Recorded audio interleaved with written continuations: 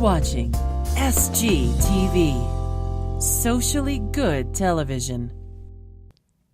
Great morning. Welcome to Wavelengths. I'm your host, Grace Roberts. So glad you could join us this morning. Thank you for starting your day with a wave. I have very special guests here in studio with me from the Karamu house. Amazing performances. These phenomenal 2018-2019 season just kicked off last month. I have very special guests here in studio with me, Peter Lawson-Jones, Daryl Tatum, and Colleen Longshaw. Welcome. Thank you all for joining us this morning. Good morning. Thanks for the invitation. Thank you so much for being here with us. Karamu's season, the 2018-2019 season, just got underway. So, Peter, I want to start with you. I want you to tell us all about the phenomenal productions coming to the Karamu this season. Well, there's an extraordinary roster of diverse plays and theatrical offerings at Karamu, the 2018-2019 season. And what's especially exciting is that many of these productions, perhaps all of them, are going to be in the newly and beautifully renovated Jelliff Theater. I believe that was a $1 million or more renovation, and the space is now one of the most attractive to perform in and to view a play in the entire region. So there's great excitement about kicking off the 2018-19 season there. As you mentioned, Fences, August Wilson's Fences has kicked off this season and will be running through October 21st. And then Douglas Turner Ward's Day of Absence, directed by Nathan Lilly, will commence on and go up on October 26th. Then Langston Hughes' Black Nativity, which is a favorite of Karamu and Karamu's supporters and patrons over the years, and Yes. It will be back and is opening November 29th, I believe. And then in 2019, the bandwagon keeps on rolling with some other tremendous offerings. There'll be two short plays by Tennessee Williams, one of the great playwrights of the 20th century. And then Cleveland Heights' own Eric Coble, his play The Velocity of Autumn will open. And that play, I believe, went all the way to Broadway. So this is great. It's Eric's first play that will have been performed at Karamu, and everybody's fairly excited about that. And the season will conclude with Elton John and Tim Rice's rock opera, Aida. And so as you can see, it's a very diverse offering. No matter what your theatrical or musical taste are, there'll be something at Karamu's 2018-2019 season, probably many things that will appeal to your artistic sensibilities. Definitely. You can find it at Karamu. And how can we get more information about this season, about the production's performances? Well, you can log on to www.karamuhouse.org, www.karamuhouse.org, or you can call the box office at 216-795-7077, 216-795-7077. Very nice. I mean, I have to say, hats off to you performers. I mean, it is amazing what you do, the gift, the talent, the offerings that you bring us in these productions. August Wilson's Fences just kicked off the season, just started last month. So I would like each of you to tell us about your role and give us a little of your background and your role in this production. Colleen, let's start with you. Sure. My name is Colleen Longshaw. I'm a Cleveland, Ohio native. I have both my BFA and MFA in acting from Kent State University, and I'm excited to be back at Karamu. I play Rose in this production of Fences, and it's just a dream role, and it's been an amazing ride. Tell us about the character. Rose is the wife of Troy Maxson, and our story follows Troy and his family as they go through some seasons of change. And she is his dutiful wife and loving wife and mother of his son. And it's an exciting journey to watch this couple navigate through the different challenges that affect all couples, but specifically Black couples in the South who have come from the South and, come north to try and make a better life for more opportunities. And just to really see what kind of impact that had on the family dynamic, the results of such intense racism, and as we move forward, just how the residue of it still affected them so dramatically. It's very interesting. It's one of the most interesting parts about it is when it's over and we, receive our patrons at the end, how the women come up to me and they give me this knowing nod, or they still have tears in their eyes. A lot of them who have lived through that time. So the story is so rich in that history, and it's a story that needs to be told and understood. And I'm just blessed and really feel honored to be able to play the role of Rose. Definitely. I mean, and many of us have seen it on the big screen, but then the play, it was a stage play before. Absolutely. So to see that and to see what you all offer and what you bring individually to the roles and how you gel and mesh and the cohesiveness of the actors, of the performers. Yeah. Daryl, let's talk about your role. Thank you, Colleen. Sure. My name is Daryl Tatum. I play the role of Troy Maxson. I'm a native Clevelander. I started acting actually at church, at Providence Baptist Church, and I've been doing it for quite a while. Let's see, what else is interesting? How did you research to become Troy? Tell us your research. I mean, because that's intense. This whole performance, the production is very, very intense.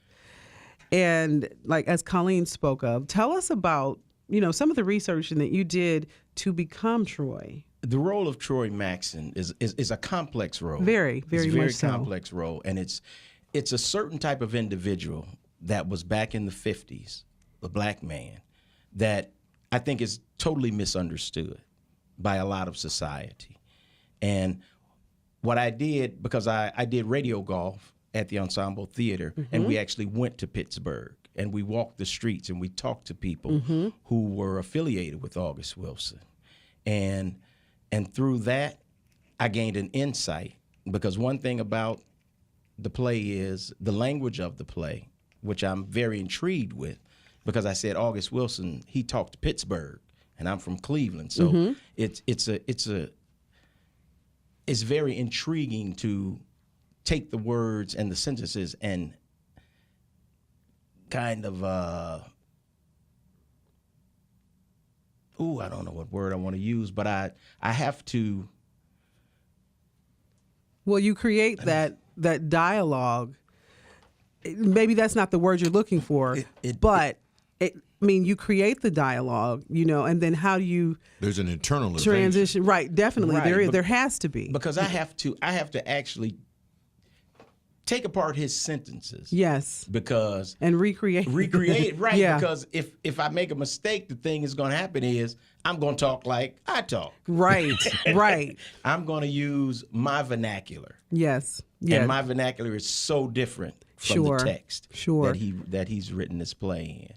So, and even you being a black man and thinking about your life, your history, you growing up, a lot of similarities, things that you could relate to some degree. Yeah, well, because I think Troy felt that the world gave him a bad deal. He didn't think he got the opportunities that he deserved. Sure. In baseball, he was very upset about that. And when he became the truck driver, he had to stand up for himself in order to do that.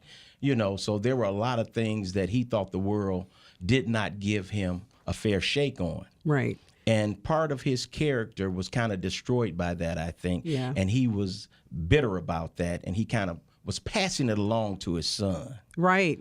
Taking it out on his family. Exactly. And he was overlooked. Exactly. Time and time again. And that would wear on an individual, especially being the head of the family. Exactly. Being the head of the household, the leader, and feels like I'm being failed by society, and then I'm coming home. How can I effectively lead my family, when I'm not being recognized and acknowledged as such? And then Rose told him, I got you, I have your back. But then she showed that support, that undying, unwavering support, even when it was hard, when she's like, look, I can't do this anymore. So it takes us, on a roller coaster ride of their relationships, of their life. And I look forward to seeing your contribution, bringing this and bringing his life, bringing Troy's life to the big screen, to light, and bringing him to life. So I so look forward to that. And that's something that I get in the reviews after the show, is that people say it's so realistic. It's almost like you are this person. Right.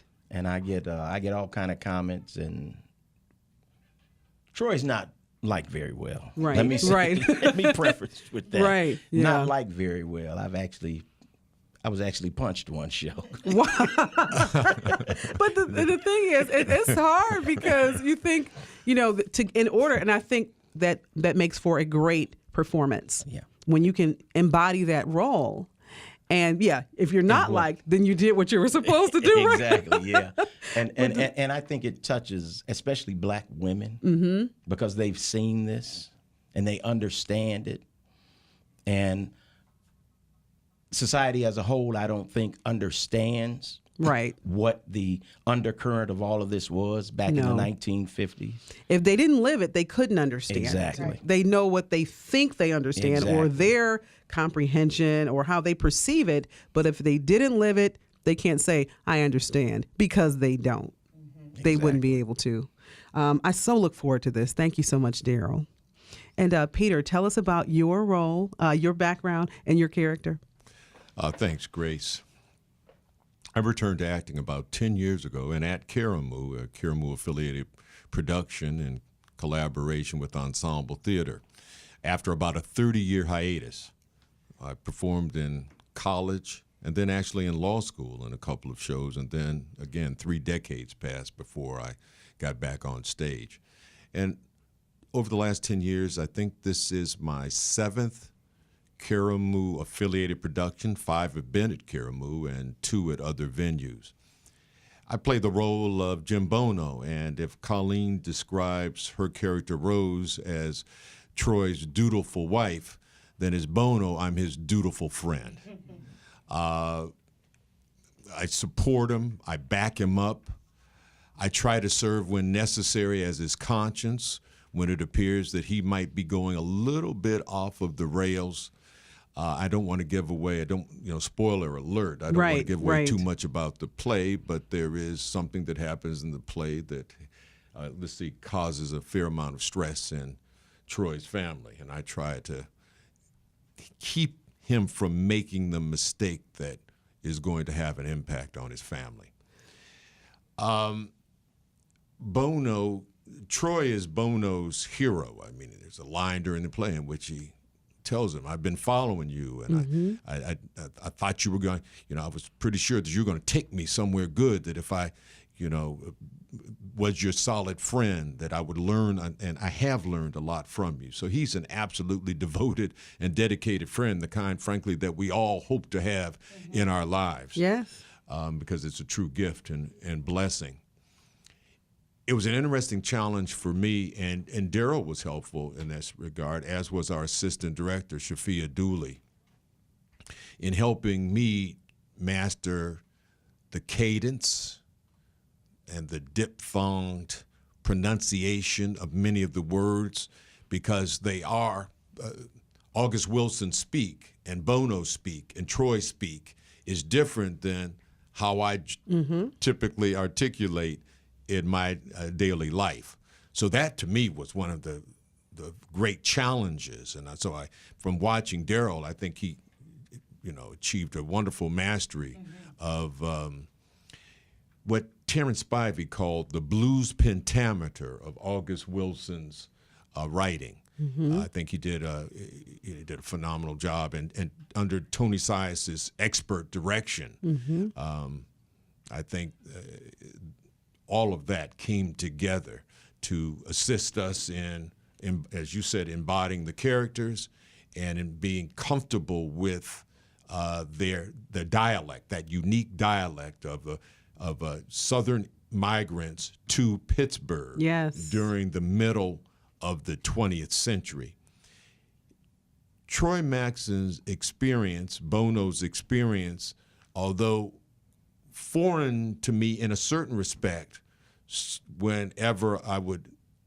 knowing my dad's experiences, knowing my uncle's experiences, that's kind of familiarized me and made me comfortable Right. with the story and enabled me to help and facilitated my grasp and portrayal. Yes. Because I've been very fortunate in that a lot of the challenges that black men faced in the 40s and 50s because of the civil rights movement, Right. opportunity opened up for me and many of our generation. Yes. So we didn't have to face the obstacles at that Right, same excruciating right. level. Right. So this is a great history lesson and reminder to those who will have the good fortune of attending a performance.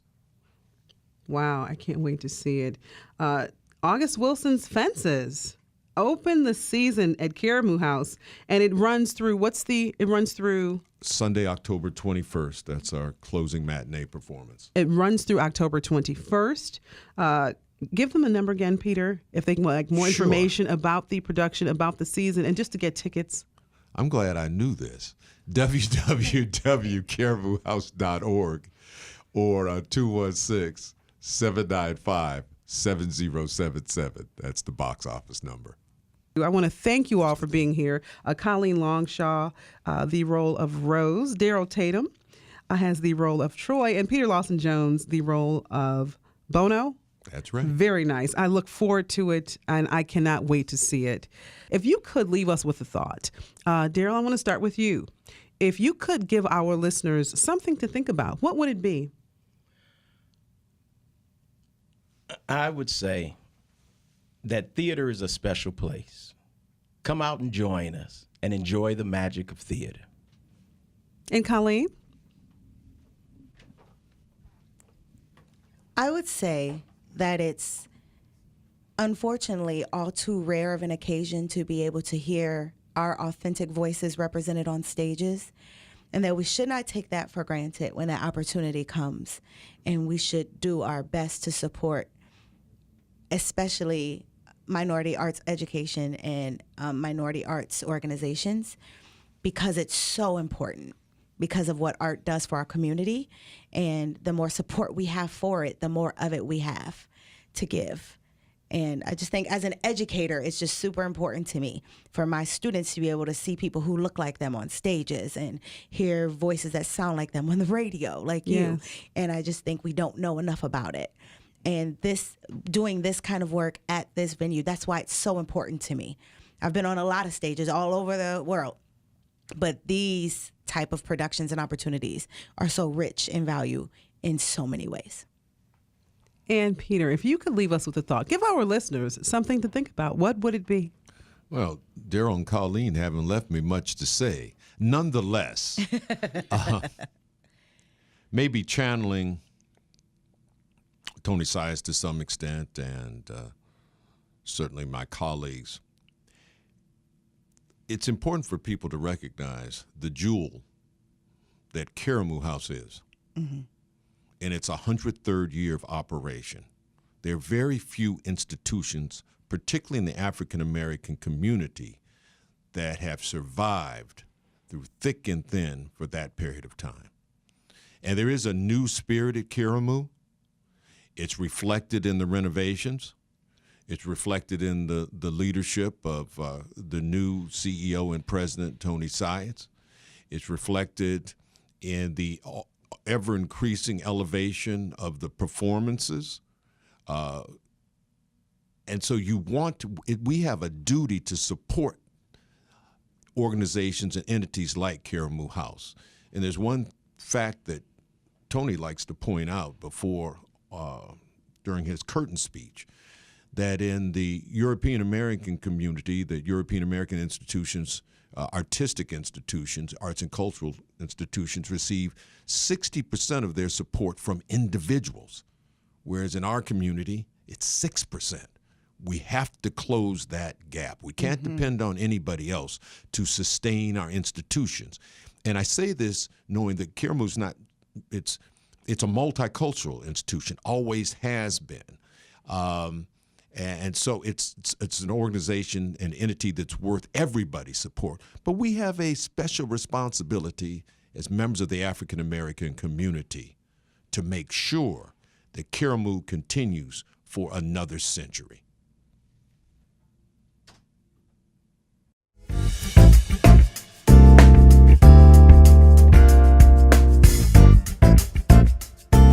Thank you for watching SGTV, Socially Good Television. Visit sociallygoodtv.com and remember to share this video.